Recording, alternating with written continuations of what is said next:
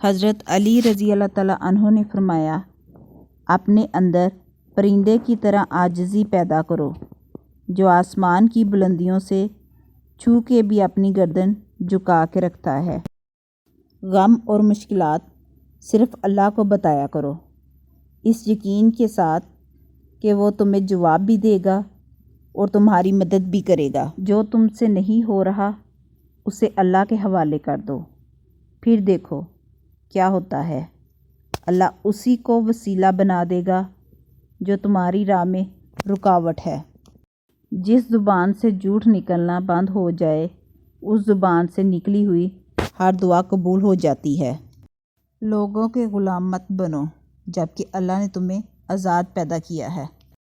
تنہا چلنا شروع کرو تو ہر راستے میں اللہ تھام لیتا۔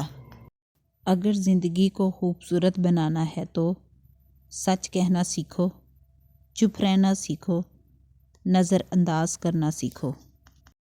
لوگ جتنا بھی دل دکھائیں یہ یاد رکھا کریں کہ جب اللہ کے بندے ہمیں توڑتے ہیں تو ان کا توڑنا ہمیں اللہ سے جوڑتا ہے۔ جس خواہش کو تم اللہ کی رضا کے لیے رد کر دیتے ہو وہ اسی خواہش پر راضی ہو کر اسے تمہارا مقدر بنا دیتا ہے۔ پریشان نہ ہوا کرو، اللہ نے تمہارا مستقبل تمہاری سوچ سے بہتر لکھا ہوا ہے۔